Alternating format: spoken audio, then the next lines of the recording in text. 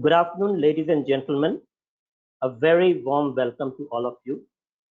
I'm Shubhendupar, editor of DataQuest and Voice and Data, and I'm your host for today's webinar on Building Tech Innovators for Tomorrow. The webinar is part of the magazine's capacity building and information sharing initiative, where we bring to you experts from the industry to talk about technology trends, latest developments and challenges, how the training programs, and strategy sessions. In fact, in today's session, we have with us 7 distinguished guests with a lot of experience, and they represent both the supply and the demand side. Together, we intend to explore and understand what higher education institutes can do to nurture the talent and technology innovators who would drive the industry and the economy in the days to come. And we hope to listen to the experts talk about all of these. However, before we begin the session, I have some housekeeping essentials to announce. Ladies and gentlemen, for the duration of the webinar, all participants will be on listen-only mode. However, you'll be able to send questions through the chat, and we will take it up depending upon the time available with us. Your feedback is also very important for us, and hence, may I request to submit your feedback at the end of the webinar. Today's webinar includes a mix of presentations and a panel discussion. And to begin the session, may I now request Dr.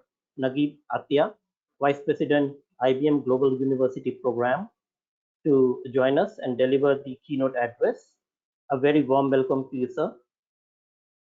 Dr. Attia is responsible for setting up IBM Academic Relations Strategy and for creating next generation global technical training programs in collaboration with universities and research institutions. A PhD in computer science from University of Essex. He comes with rich academic and industry background.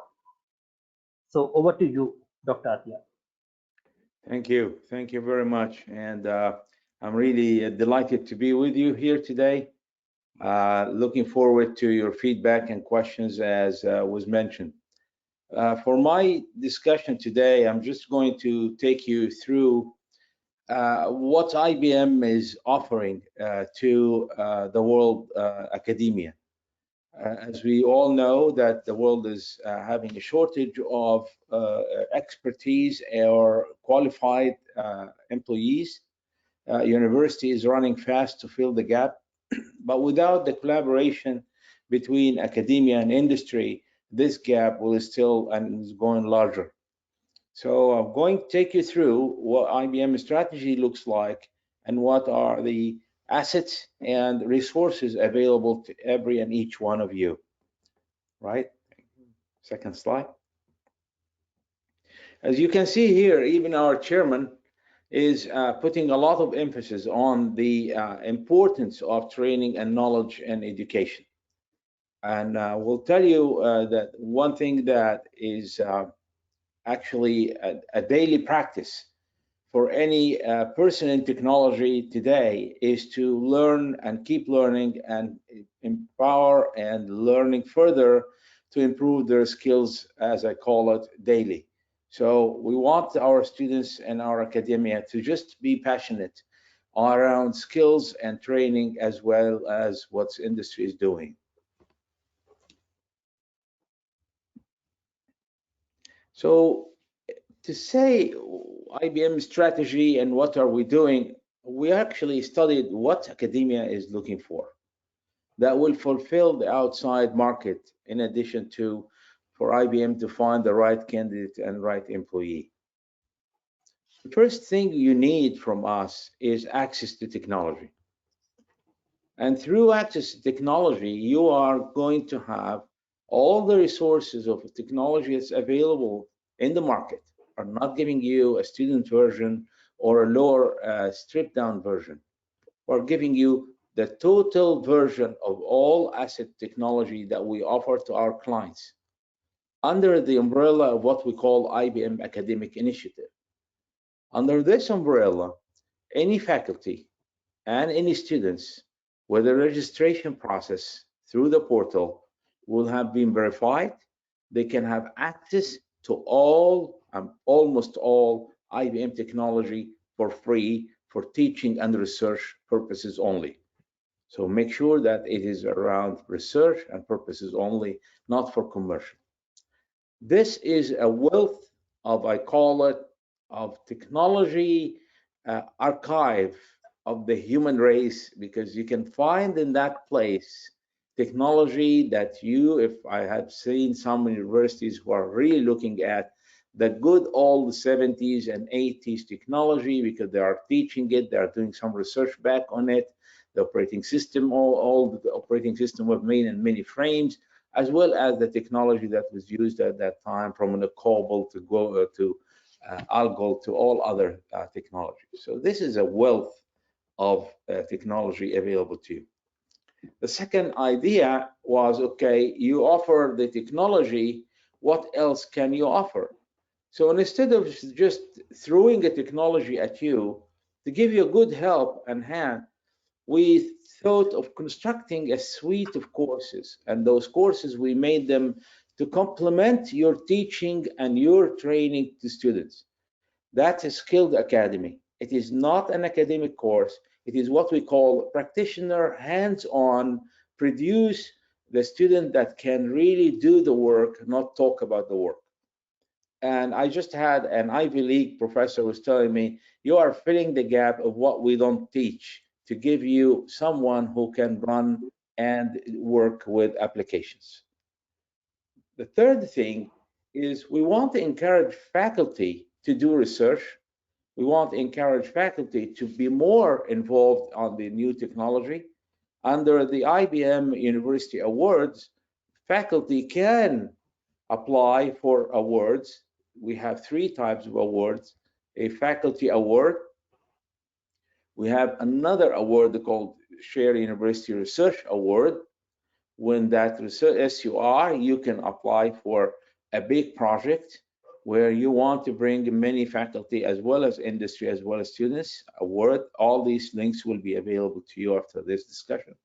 And then lately, we also have the PhD Fellow Award, which is the last 2 years of a PhD student's in his or her research can apply for a PhD award to get a complete cost recovery for the last 2 years by IBM. And I'm sure you will say which areas, and most areas are cloud, data science, AI, quantum, as well as artificial intelligence. We give you the technology access. We help you with material that we package for you to fill the gap of training and skills on hands-on. We give you funds to empower you to do research. And finally, we're also giving you additional resources, help, which is the IBM subject matter expert through guest lectures or mentoring. And through guest lectures or mentoring and ambassadors, you get expertise that you can invite them to be at your lectures, can be in person, can be a webinar, can be a project supervisor, can be a thesis supervisor, can be a adjunct faculty. When you look across the whole 4 areas in front of you, you see that IBM really understands academia and is helping academia at each and every stage of their pathways. Next. Now, just to show you how big our footprint is, every dot here is representing IBM interaction with universities in this country. Then these numbers are about, I can call it at least 4 months now. And if I have a meter, it will be tricking up, and you can see more numbers going further and further. But I just want you to take a look and see that we're almost everywhere on the planet. We interact. So the 4 areas that you've seen before have been deployed by one way or the other across the globe. Next. The sample, of course, as I mentioned, that we provide and construct for you, I just tried to put a sample here for data science. What can you get from IBM if you are interested in data science or AI or other areas? So these are just a very simple slide to give you a full prospect of what can you get from IBM if you are a data scientist and what resources are available to you.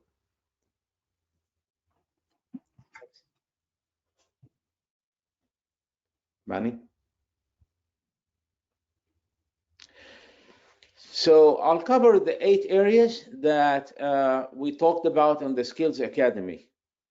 Those courses are complete training. They have 100 to 120 hours. You can start from fundamentals and you end up with a big project with a group work under design thinking methodology. Artificial intelligence, blockchain, cloud computing, cybersecurity, data science, design thinking, internet things, and quantum computing. We decided that those are the 8 important areas for technology of today. Each one of them can be taught by itself. A group of them can be taught as a package. And I can just tell you, I was discussing with the university last week from the Middle East, who took 5 of those areas and constructed a new master's degree for MBA students with a background on technology. So a simple construction here, as I used to be a department chair, I would say I will construct any project on data science or AI sits on a cloud, requires deep security. Data science feeds after that to AI. You can go those 4 or 5 areas together and construct a degree focusing on artificial intelligence that you have to cover within it the security aspects, the cloud aspects, and the data aspects. You add to that on top of it a methodology like design thinking. You have a group of people ready to work tomorrow. Mani, next one. Every course that the students take will go and get through a suite of badges. So they're not just taking a course, they've been tested, and after they've been tested, they've been awarded a badge. The badge is recognized worldwide. And we have even some employees in IBM who are interested and took these badges just to improve their background. Thank you. The academic ambassadors, and this is what they do.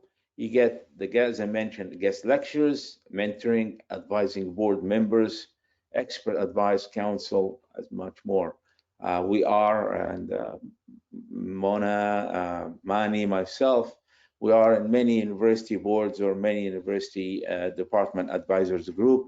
So this is part of our help and contribution back to academia. With that, I close and pass it back to you. Thank you.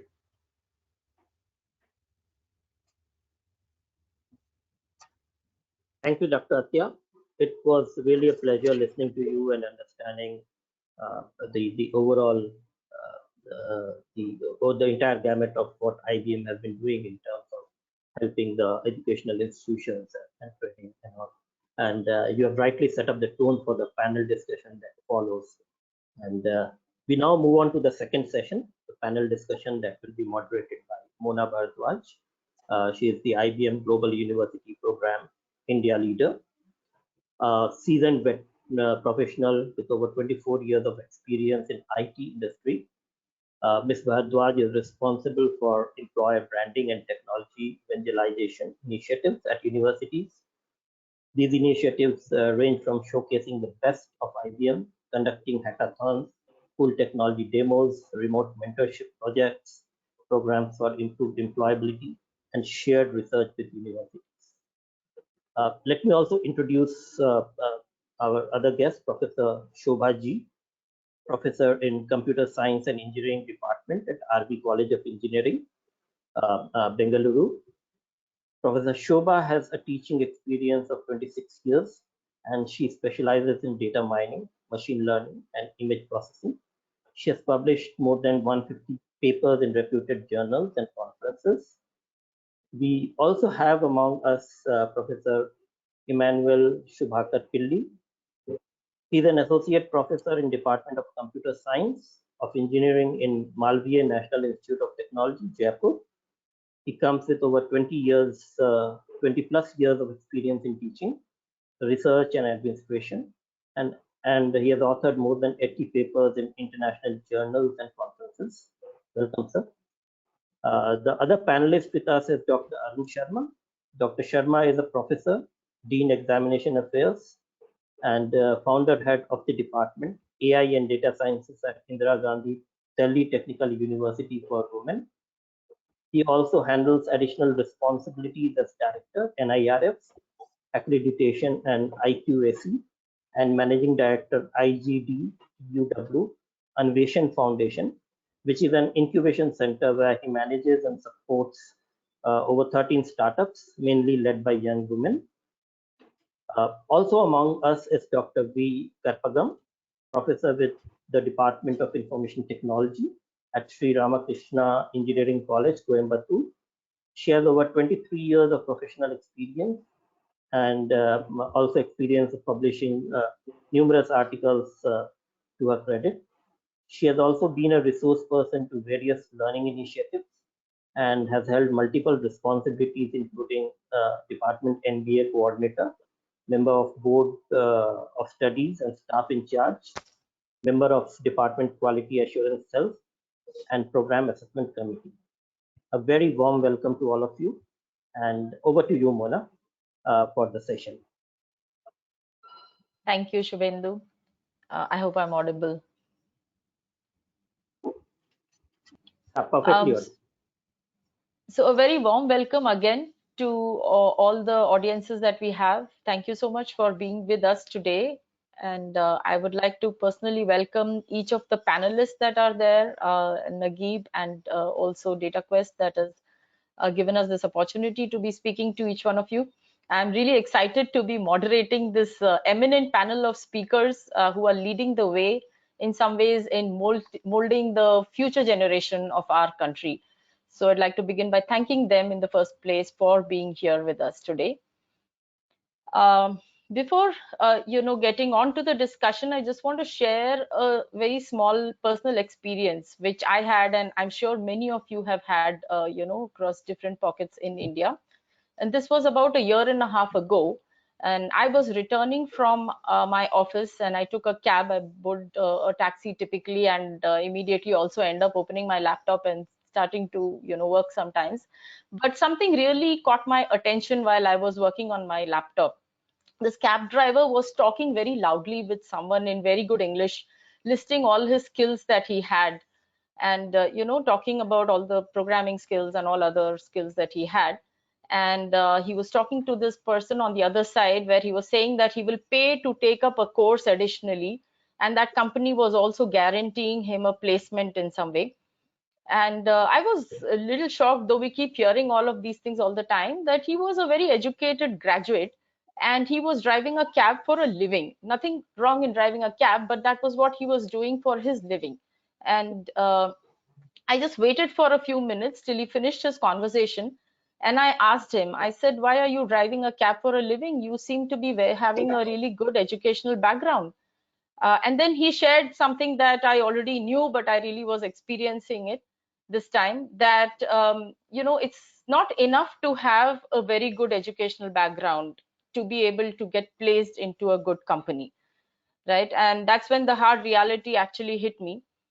So it is necessary to have a good education, but it is not sufficient, as all of us know. And I really wished him well, and I hope he got something that he was looking for. But the reality, as AICTE and has also put it, that over 60% of the 8 lakh engineers who are graduating every year, they remain unemployed. And we also see that there are 39% of the employers who encounter challenges to attract high quality talent. So there is talent in the market, and then there are people who want to actually onboard them, but they are unable to match that, right? And so we see this enormous gap that exists in the skills available and employability.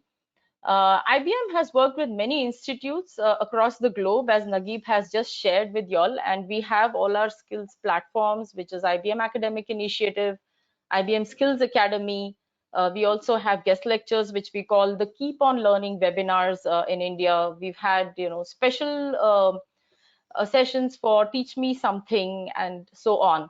But what I'd like to do as part of this panel discussion is to hear from some of the institutes that we have worked with and to understand what are the challenges that they have faced and in what way the partnership with IBM has helped them, benefited them in building tech innovators of tomorrow, which is the topic of the day. So with that, my first question is to Dr. Shobha. Dr. Shobha, what do you see are the challenges in educational institutes with respect to getting students to be employable? Thank you, Mona, for posting the question. Most of the institutes in India are not providing proper skills and opportunities to the students to meet the country's economic rapidly changing times. For example, if you take the pandemic situations, we have totally changed from offline to online mode.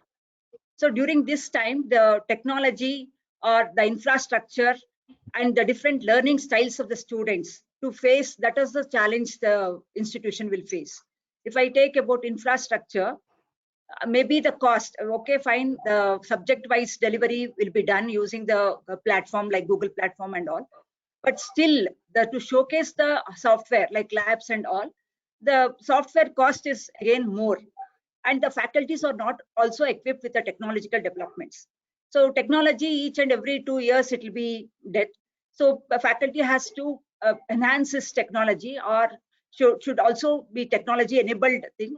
But that is also not provided for the faculty to undergo these technological enhancements. Thirdly, what I feel is the learning styles of the students varies. He will be an active learner or a and train the students, it is very difficult. So these are all the challenges that the institutions are facing, and that too in this crisis it is more. So this with this I wish to again share with you that IBM has provided enough technological enhancements and also the webinars, that is Keep on Learning, wherein we are using that particular offer, that is Keep on Learning, wherein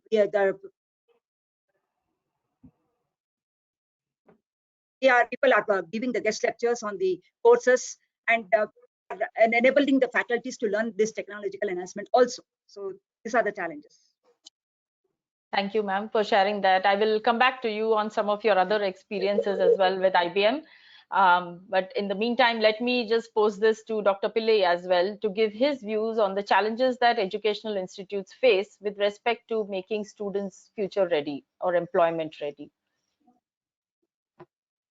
Yeah, most of the time in our institute, National Institute of Technology and other IITs, and we get good students. But one of the things that actually happens is some of these disruptive technologies that I would call are the technologies which are changing by the day, like blockchain, quantum, and software-defined networking, and many other things that are emerging every day. So the know-how or the technical backdrop of the things that need to be worked out is a big challenge. And of course, there are faculty development programs, and sometimes I have attended faculty residency program with IBM.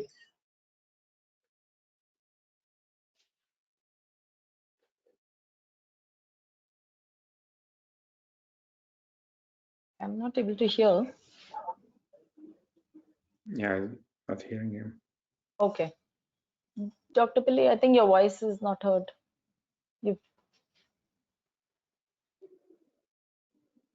The cost of the high performance computing is coming up, variety of technologies to run, and variety of applications to be developed. So a huge cost is to be incurred, and at a very short time it is not possible to procure the hardware as well. So that is where a lot of these resources which sometimes IBM provides and remote access to cloud initiatives and these things do really help us. So the content and the knowledge of these emerging technologies is also very important. And though we are into this research environment, we do get what is currently happening in the technology, but as a resource content, as a student level information, and as a lecture kind of delivery, we really struggle to get access and prepare that content. And it's easy that when we look at the academic initiative portal, we get a lot of these resources that we can effectively use. So the challenge is to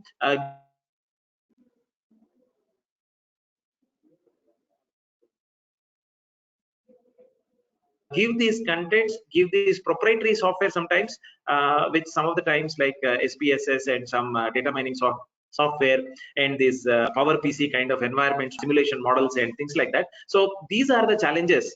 The lack of these resources makes students unaware of how to handle the disruptive technologies, and I think that is one of the major reasons or challenges that we struggle to make our students employable. We are at NITs and IITs better placed, but still at a research level, at a kind of these innovative technologies, the resources that are needed are the struggle. And definitely IBM with a kind of philanthropic approach, mostly giving resources at no cost and then making things available. That's a great help that we tend to see. Thank you. Thank you so much, sir. I think the points I'm also hearing from Dr. Shobha as well as you, Dr. Pilli, are really that, you know, the cost or access to technologies for students, getting faculty ready, right, getting more hands-on to students. These are the things that, you know, institutes struggle with quite a lot. And I think for you, possibly IBM Academic Initiative has been of great help, or even the Keep on Learning webinars where you were able to get students to engage and learn new technologies. Glad to hear that, and thank you for sharing your views. So we have had the privilege of partnering with some of the great institutes of the country that we have been now talking to as well. And many of them even came forward to sign MOUs with IBM. So we do MOUs with so many institutes. And when we came up with our offerings, right, the question of should the onus only be on educational institutes to bridge the skill employability gap was what we tried to address at our end from IBM.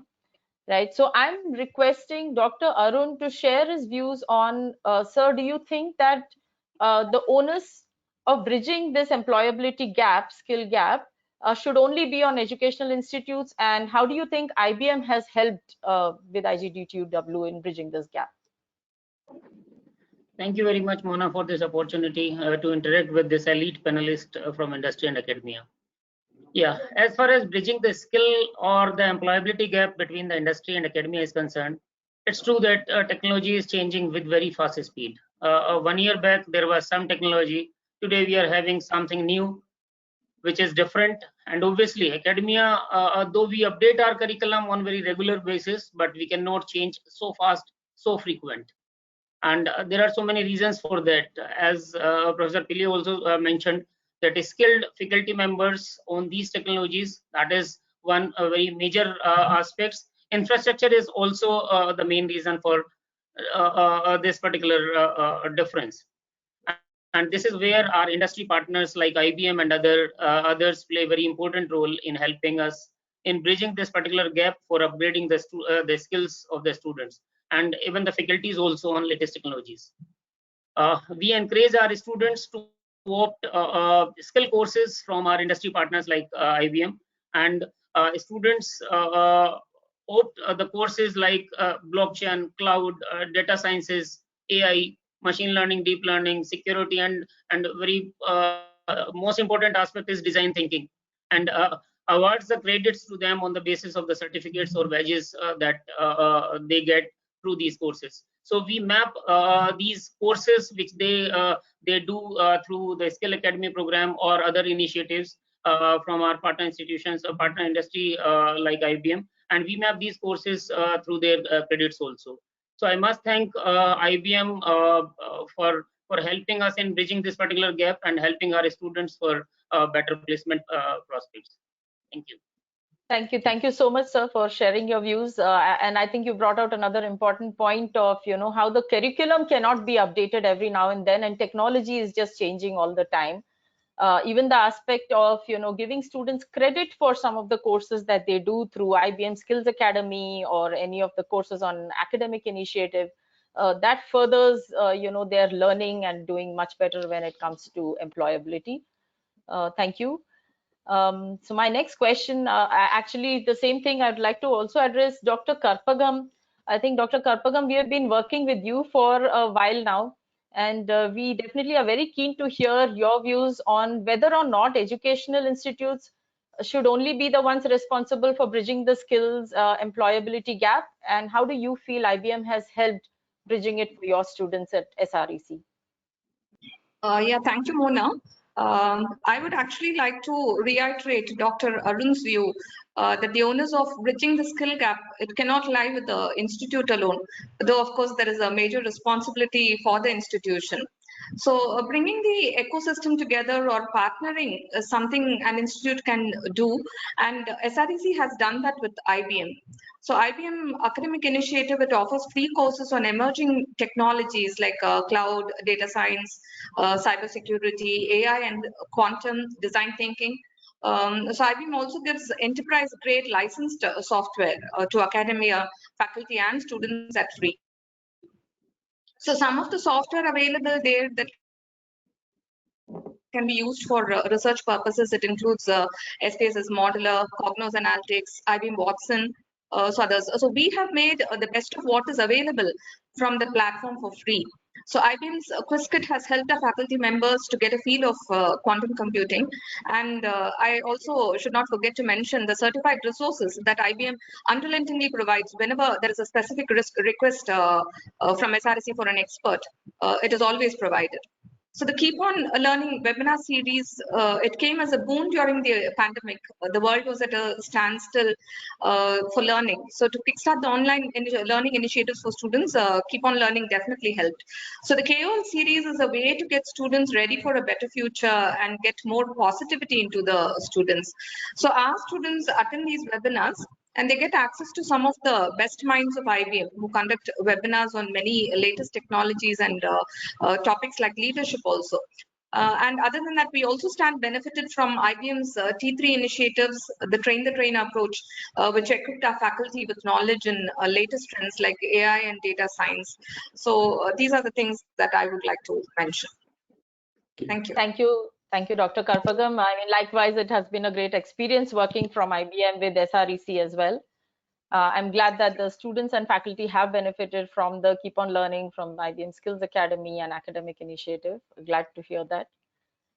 Yes. As we all know today, that executives are now being tasked with continuous, innovation and succeeding in this constantly evolving landscape in all companies. I think any executive, would agree to this statement.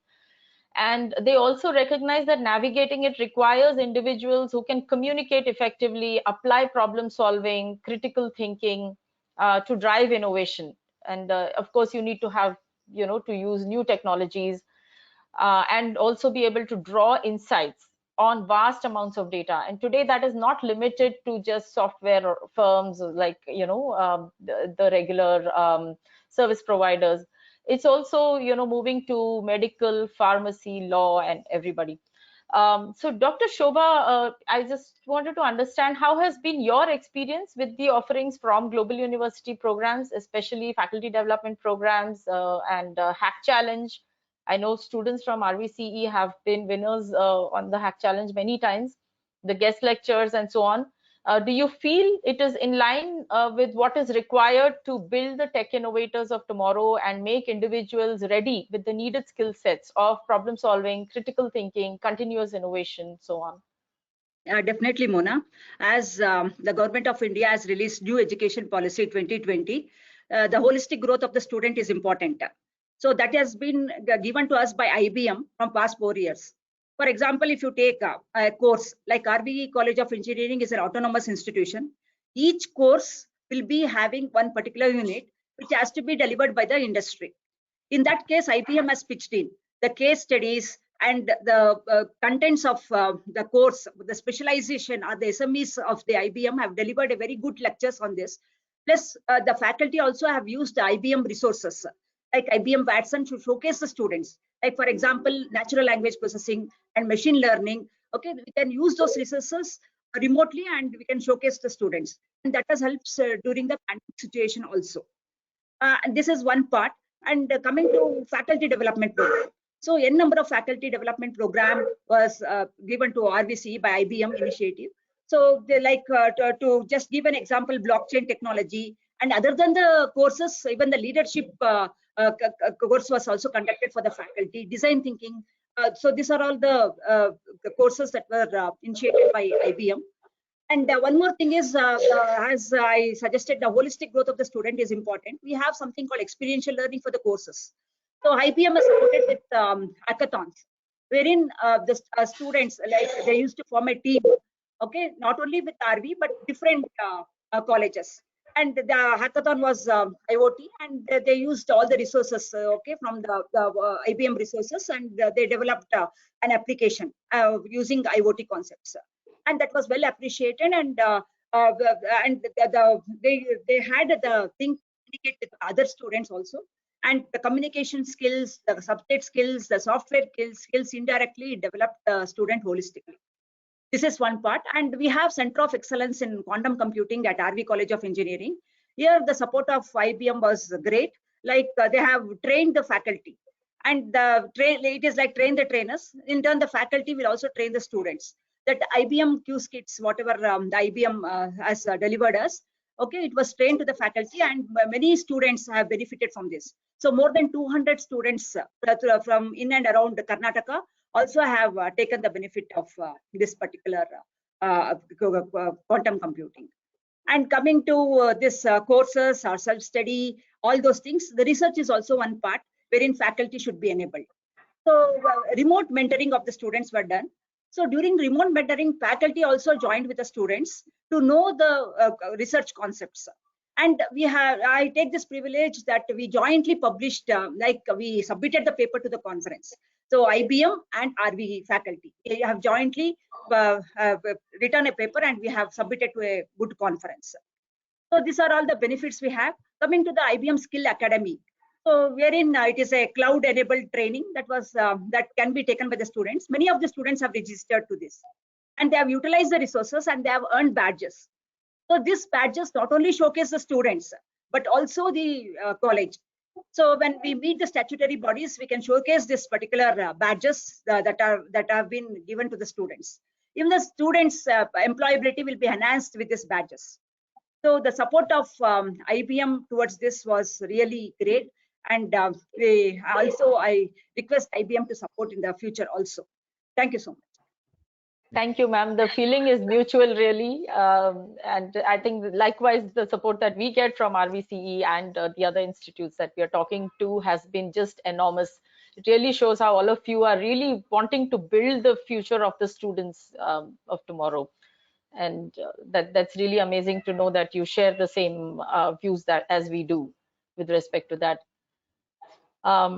Dr. Pilli, I would like to request you to share your experience with IBM faculty development programs and also IBM Academic Initiative. I know you all have been a big user of Academic Initiative, and also you partner with IBM a lot for the faculty development programs, right? So request you to share your experiences on this.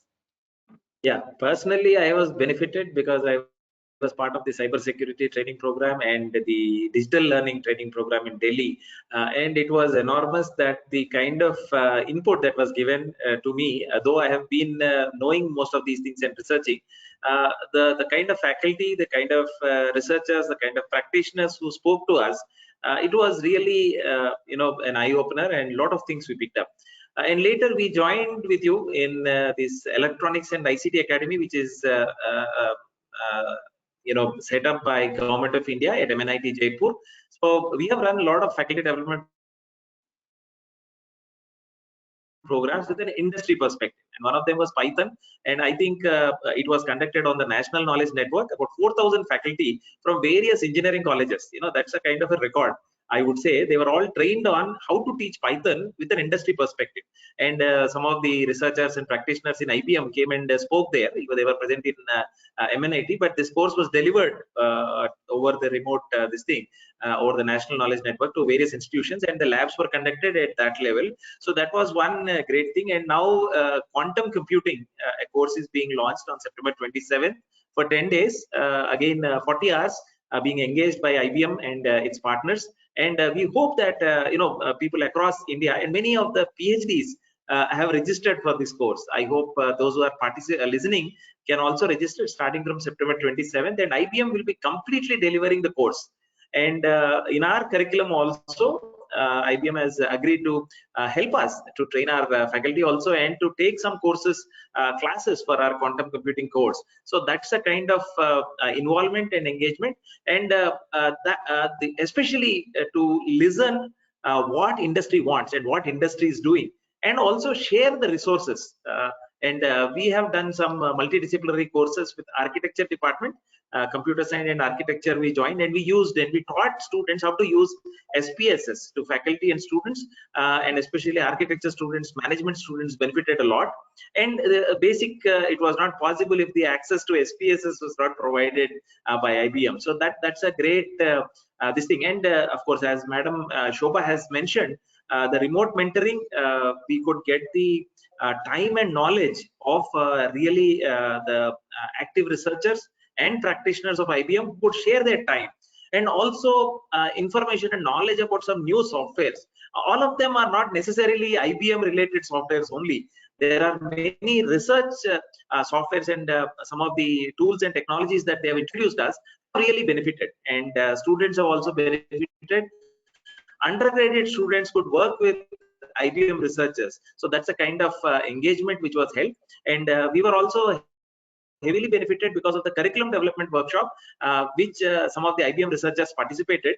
IBM Delhi, one researcher was there, and he gave a lot of inputs on how to go about, and what IBM or what some MNCs would expect from students in few years from now. So that was a very great input, and also they also contributed some subjects, they gave some inputs, they gave some outlines, so that we could update our syllabus to that expectations. So these are kind of things that as a faculty development on a personal level, these courses that were offered, especially where they could download the content and prepare their own personalized notes, which was basically kind of freely offered. And access to the software also, like Quizzkit, as many of them were sharing for quantum, it was a great input. So I would like to thank and appreciate the philanthropic and very much not an expecting anything in return kind of an approach that IBM adopts. Thank you so much for the faculty development. Thank you. Thank you so much, sir, for sharing your views as well on that. And I can really see the enthusiasm with quantum computing that your institute, and like Dr. Shobha mentioned, at RVCE, which is the futuristic technology of tomorrow, and y'all are getting it to the faculty and the students right away from IBM Academic Initiative and Skills Academy. That's really, really nice to see. Just alluding now to the points made by Dr. Shobha and Dr. Pilli on the benefits of partnering with the programs on IBM, I would like to request you, Dr. Arun, as to what benefits do you see of integrating value-added courses in the overall learning plan for students? Yeah, let me tell you about my university. Actually, in our curriculum, there is one particular aspect which is known as generic open elective. And under this particular category, the student can opt any subject from any domain. Even architecture students, they are undergoing so many subjects from computing domain. And this IBM Skills Academy is playing a very important role in completing their passion for learning the technology. Even management students, though this is the part of their curriculum, they are learning SPSS. But other than this SPSS, there are so many subjects where students have opted the courses from this Skill Academy program, and they are doing these programs with enthusiasm and with passion to learn the technology. They are getting benefit also. We are giving credits for these courses, and this is helping them in acquiring the minimum number of credits. As far as MOUs, as IGDTUW is having an MOU with IBM, so a lot of faculty development programs, training programs, workshops we have been conducting in past. AIST, that is Artificial Intelligence and Speech Technology, that is our workshop, you can say dream workshop, which we conduct every year since last so many years, and IBM is helping us in arranging so many guest sessions expert talks on various technological innovations in speech technology and artificial intelligence. Basically, students from these learnings, they participate in so many hackathon type of events, including Smart India Hackathon, Hack Challenge, Hack with Us, and other competitions. And based on the learning, they work on very innovative projects also. So I think overall, if to conclude, this is an excellent way of helping our students for their better prospects for getting the job. Thank you. Yes, one more point to share. Recently, we got a huge funding from DST for establishing a center of excellence in AI. And we are looking forward for getting the support and guidance from IBM for establishing this particular aspect for our girls student in our university. Thank you very much. Definitely, sir. We're most happy to be partnering with you for something like this, which is so great. So thank you. I mean, I think I'm glad that the MOU has been of great usefulness in terms of the partnership that it has brought about between IBM and IGDTUW, and I'm happy that IBM Skills Academy is something that you're finding to be a useful offering. Dr. Karpagam, can I request your remarks on how integrated value-added courses, are a holistic learning plan for students, and how can they benefit from that? Yes, Mona. Value-added courses now, it is the norm of every college, and SREC encourages its students to complete value-added courses through credit waivers.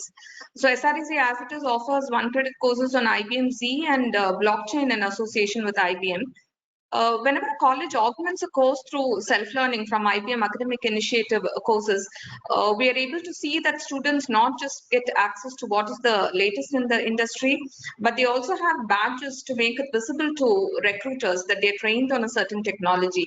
So that entitles them to better placements, better salary packages, and also increases the value of the institute in turn to attract better students. So colleges always succeed only with the real value of education imparted, right? And not just through good marketing or promotions. So there is always a hand-in-hand approach with industry to make students successful.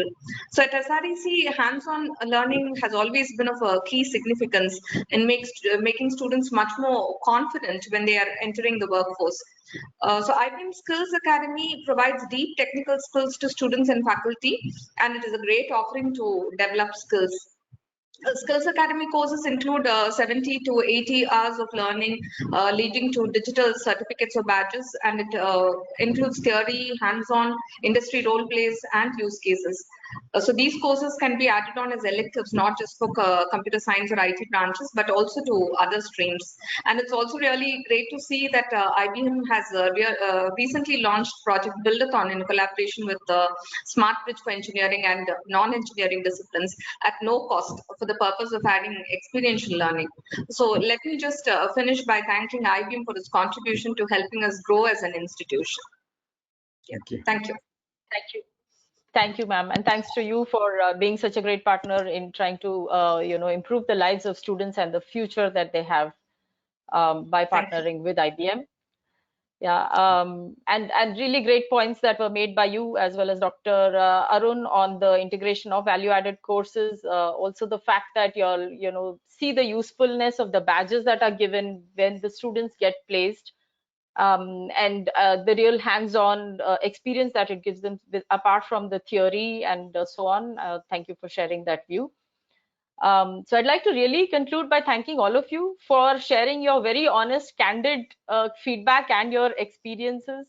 I know we have, MOUs with many colleges for extending our offerings, which include all of those which we just discussed, which is the Skills Academy, Academic Initiative, guest lectures, access to keep on learning webinars, invitation to faculty development programs, and our hackathons, as well as Buildathon, as Dr. Karpagam just alluded to.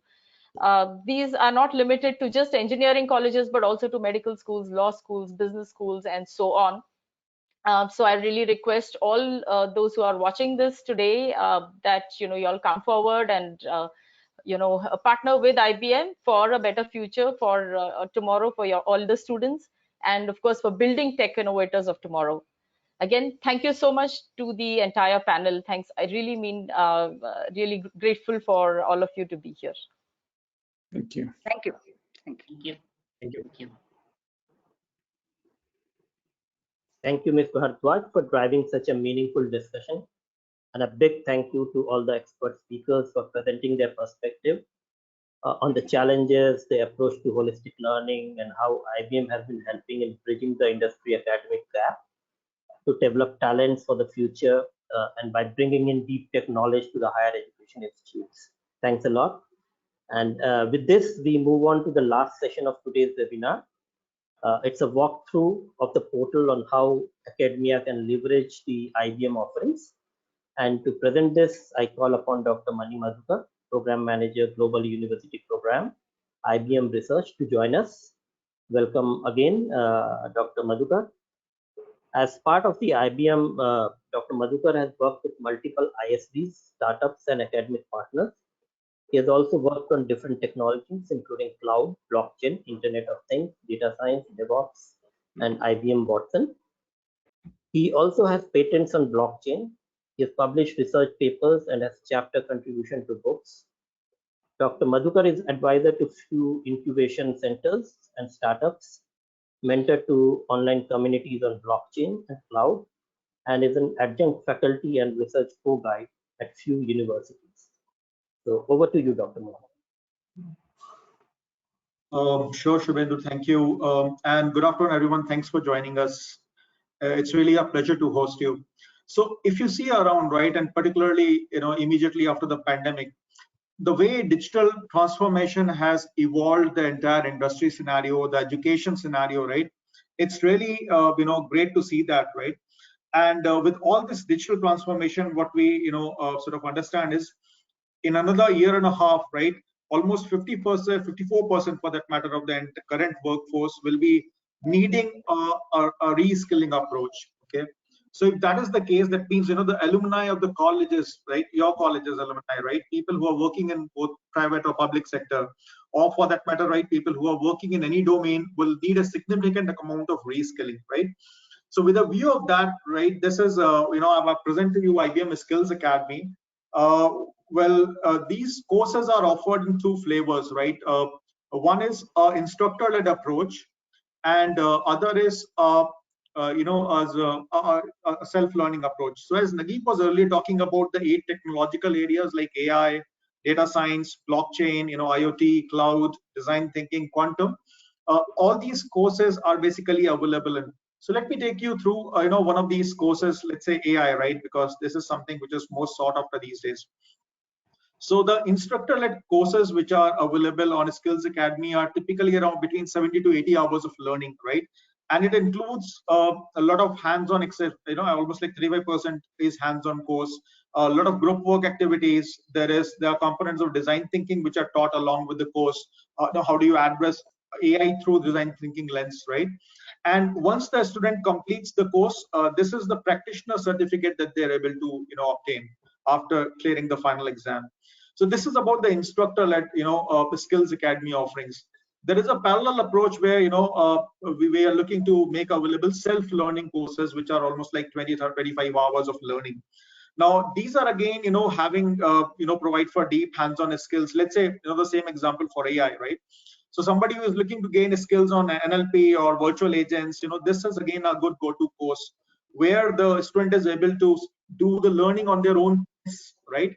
And once they are able to complete the course, they are able to achieve a badge, which basically certifies that they have intermediate skills in that area.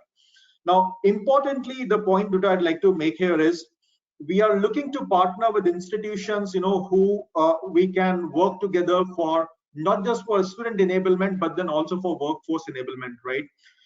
Now, I'm sure this is the next thing that the college would like to get into, wherein you make these courses available, to for workforce reskilling, right?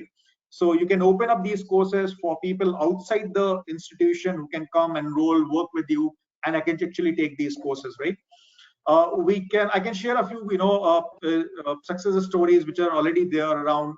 One great example is San Jose University, which has been instrumental in actually taking the Skills Academy Academic Initiative courses, not just for their students, but opening it for even others, right? Similarly, we have this engagement with University of Louisville, where we know they actually are offering the Skills Academy courses both through the credit system as well as they have opened it for people outside, for agent community to leverage and learn, right? Another engagement which is worth mentioning is with Miami-Dade College, right? They are working in a big way in developing and leveraging the workforce enablement offerings, right? So I would really like you to come forward and look to collaborate with IBM and on these things. The another offering which all the panelists were talking about is the IBM Academic Initiative platform, through which we offer as Naguib was earlier mentioning, no charge software, courseware and badges as well there, right? So depending upon what area of learning you are interested in, you'll find content across clouds, data science, security, quantum, blockchain, power systems, artificial intelligence across these segments. This is like a one-stop shop for faculty as well as the students to go and learn through the platform, right?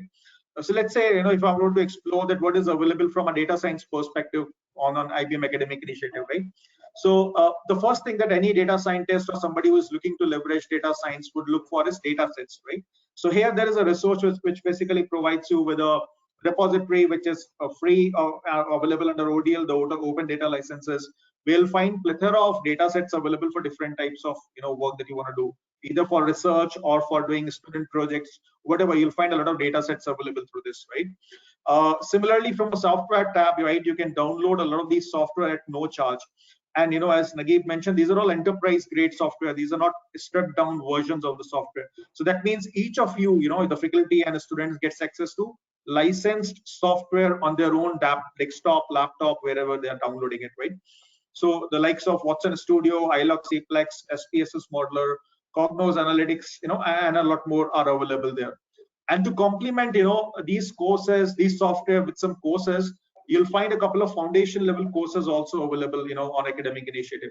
Now, again, these courses are like 3 to 5 hour courses, barring cybersecurity, which is 8 hour. But otherwise, these courses are all again self-learning, right? So the student can take these courses at their own pace, at their own, at a half an hour at some time, 5 minutes at other time, depending upon how and when they get time. And once they complete the course, they actually get digital badges, which are available through Credly, right? So not just software, right? You almost also can get access to IBM Cloud at no charge, right? So we provide completely free access to IBM Cloud, which is available through Academic Initiative as well. And not just that, for enhanced utilization of cloud for research or for academic purposes, we also offer something called as a feature code to enhance the cloud capabilities, right? So this is something which is really important in terms of getting hands-on experience for both faculty members and students. And we have a very close relationship with different colleges pan India, and we have really been happy to work with them, right? So if there are any questions, feel free to reach out to us. The email ID is shared in the deck there. Yeah, thank you for joining. Back to you, Shubhendu. Thank you, Dr. Madhukar, for walking us through the portal. It was quite interesting understanding how IBM has been taking the initiative, the IBM Academy, and Watson, Institute, and all of those. Quite interesting, and I'm sure the participants must have benefited a lot. And once again, I thank all speakers for making it such an interactive webinar and walking us through the technology trends impacting the world and what higher education institutes can do to nurture talent and develop tech innovators of tomorrow. And it's perhaps also a real life example of how industry and academia can collaborate together to create talent for the future. And with this, on behalf of Cyber Media and DataQuest, I'd also like to thank all our participants who joined us today to make it a success. And I'm happy to inform you all that today's webinar will be available as video on demand on the DataQuest YouTube channel for everyone to watch it again and share. And we'll now like to call it a day. But before that, may I suggest and request you to share your feedback through the form that will be visible on your screens as you disconnect. Signing off now, I'm Shubhendu Park, your host for today's webinar. Stay home, stay safe, keep reading DataQuest, and keep learning. Thank you. Thank you. Thank you.